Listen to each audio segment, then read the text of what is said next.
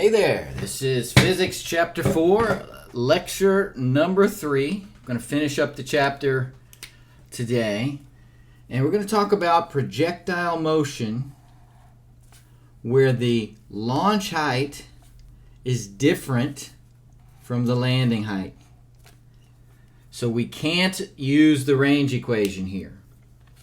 I'm going to show you the way I kind of organize the information, and most of the problems kind of work the same way.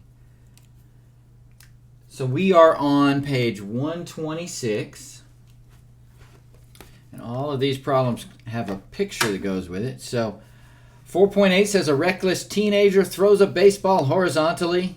Theta is equal to 0 off the top of his house. Baseball was thrown with a speed of 11.5 meters a second and lands 15.1 meters away from the house. Neglecting the height of the boy, how tall is the house? All right, so we've got the picture here. You have that open and follow along. What I like to do on these problems is organize them as X and Y.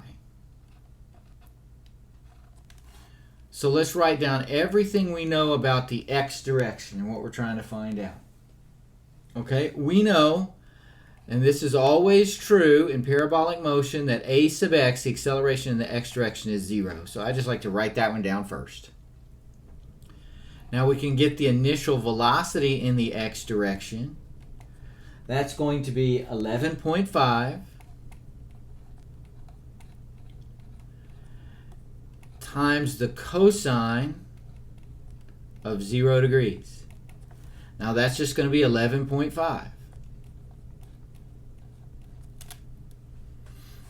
All right, we don't know anything about time, so I'm just going to put a time question mark here. And we do know how far that the baseball travels in the x direction. If you take a look at the picture, it's 15.1 meters. Now let's write down everything we know about the y direction. So a sub y, we're in meters, it's gravity, right? Negative 9.8 meters per second squared. Now the initial velocity in the y direction is 11.5 times the sine of 0. All right, well, the sine of 0 is 0, so the initial velocity in the y direction is just 0. It doesn't have to be. You can work problems where the projectile is not being launched at a 0 degree angle. Then you just go through this and you'll have a different, you'll get a number for y and for x. Okay, if it's 20 degrees and you do cosine 20 and sine 20, and you'd have your number. And some of your homework problems will be like that. Okay, but in this case, if it's thrown horizontally, the initial velocity in the y direction is always 0. Time we don't know about, so put a question mark there. And delta x in the y direction will give us the height of the house, so we're trying to get that. Now, in the y direction, we have two unknowns, so we can't solve for anything. But in the x direction, we only have one unknown, that's time. So I'm going to use the equation delta x sub x is equal to vox t plus 1/2 acceleration in the x direction times t squared. From now on, I'll probably call that ax t squared. Well, acceleration in the x direction, ax, is 0. So I've just got this easy little algebra equation, plug the numbers in. 15.1 meters is equal to 11.5 meters per second times time. And we can solve for time. Time is 15.1 meters over 11.5 meters per second. All right, so when you put that in your calculator, that's 1.31 seconds. Now we can take that and substitute it in for time right here. So let's look at this equation, and what doesn't always have to be equation number 3 like this, but in this case, that's what we would use. We would have delta x in the y direction is equal to the initial velocity in the y direction times time, plus 1/2 times a sub y times t squared.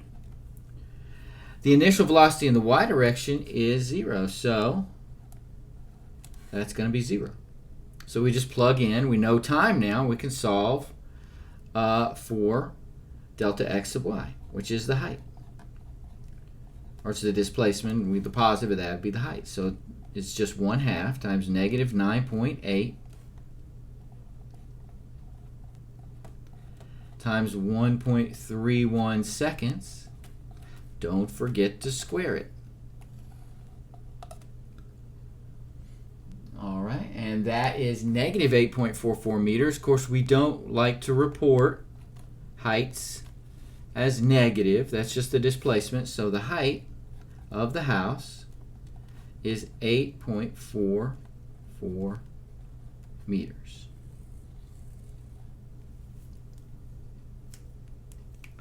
All right.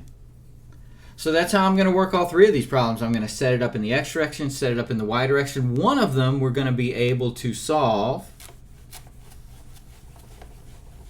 and get a piece of information that we need, and then plug that information into the other side. It is usually time.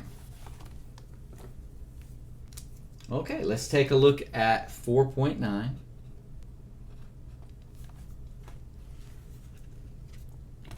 So we have a bomber flying at 9,112 meters above the ground relative to its target is traveling at a speed of 145 meters a second.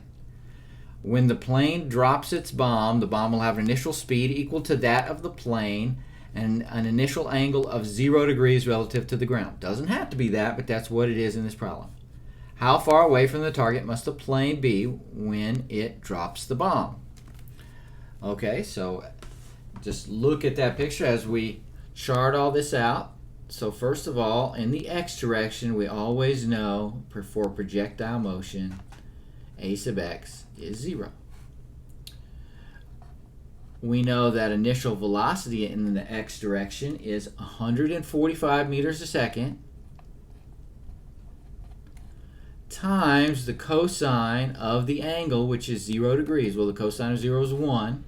Again, it won't always be this way. It's just this way when you have a 0 degree angle. All right, we don't know anything about time. And we're trying to find the distance, the range. So delta x sub x. So I'm going to put a question mark there. Now let's make a list of our y information. Well, a sub y, we're in meters, so negative 9.8.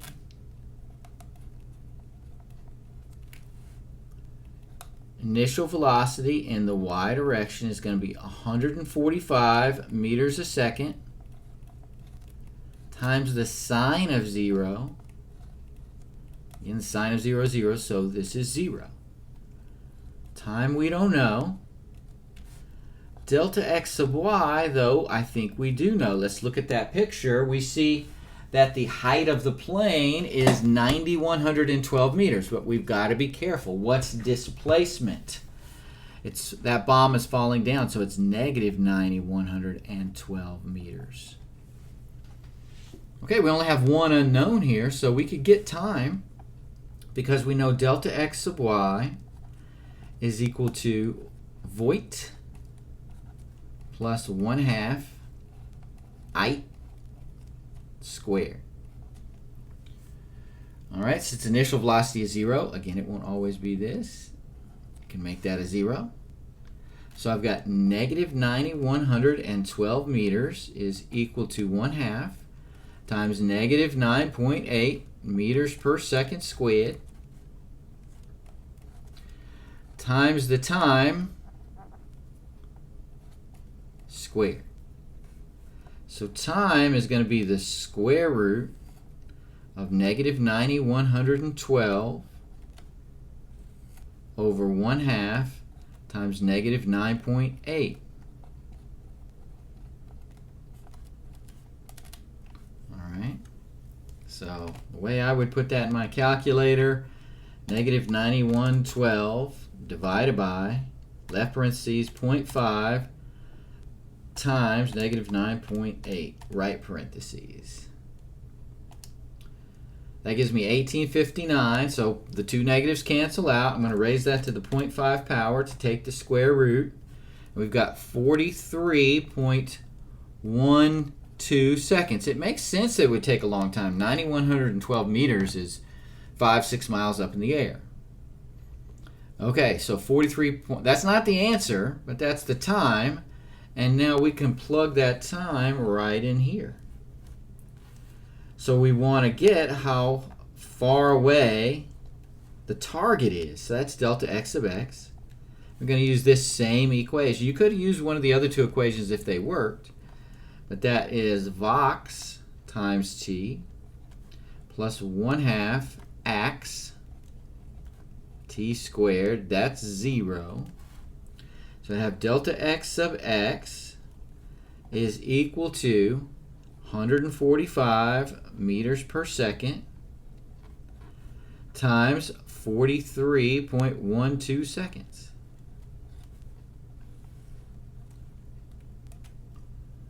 All right, if you multiply that out, it's 6,249.5 meters.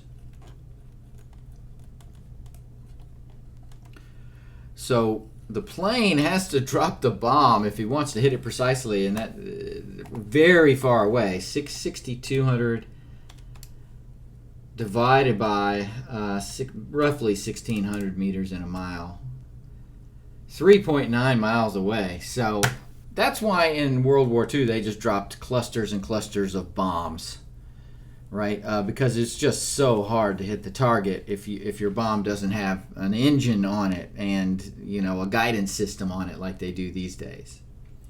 All right, let's work one more.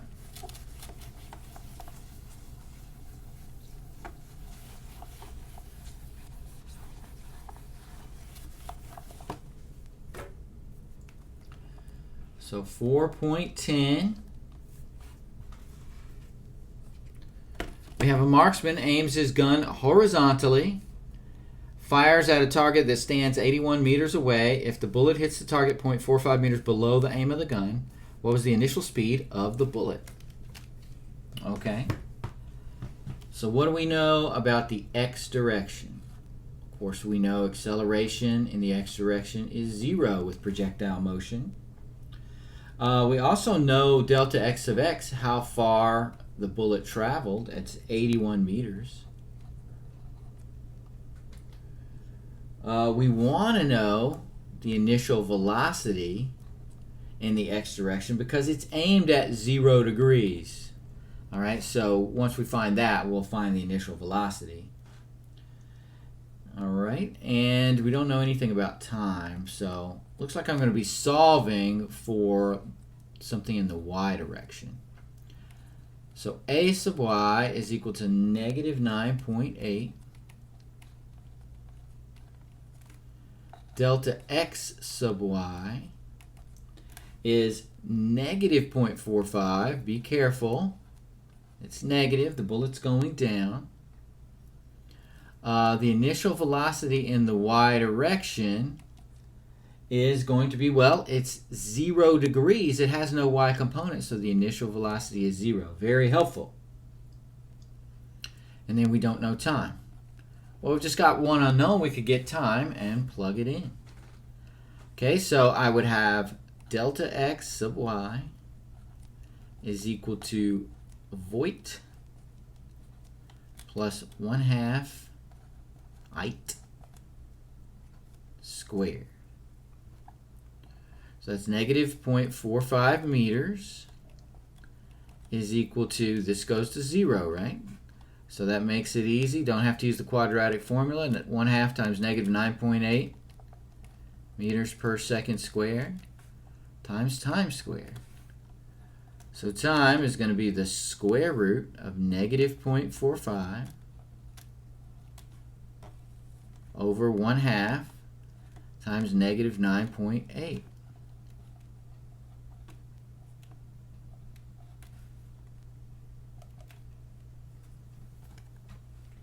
Okay, so Since there's two negatives, I'm not even going to type the negatives in. So we got 0.45 divided by left parenthesis 0.5 times 9.8 right parenthesis. All right, that's 0.0918. Raise that to the 0.5 power for the square root, so I got 0.303 seconds.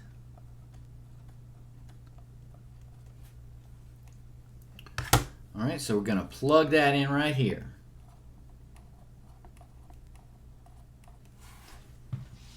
Okay, so now we can use delta x sub x is equal to Vox times t plus 1/2 ax times t squared. This all goes to 0.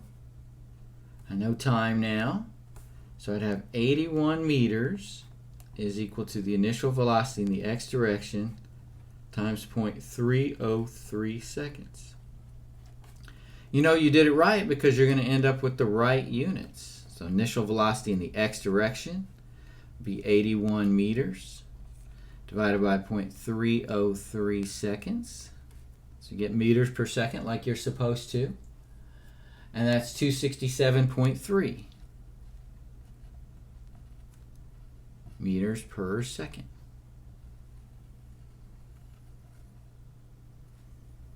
All right, is that how fast a bullet normally goes? I don't know. If you 267 times 3.25 roughly, it's I think maybe 3.28, I think. Feet per meter, it's 875 feet per second. Okay, so it seems kind of slow. But anyway, that is that's the most those problems are a little more detailed than the rest of the chapter. So let me pause the video if you need to, and we will assign the homework for this section. And it's just finishing up the review questions and the practice problems. So you can do review questions. So we'll call this homework number 3. You can do review questions on page 138, 8 through 10, and practice problems on page 140, also 8 through 10. And let me give you just a little bit of a hint here. All of our on your own problems involved theta being 0, but here on number 8 you can see theta is 60 degrees. No problem. Just go ahead and find Vox and find Voy using cosine and sine. All right, you can work the problem. All right, it's 0 degrees in number 9 and also in number 10, but not in number 8. No problem. You can do that. All right, that's all I have for the lectures for chapter 4, and I will talk to you on the solutions videos.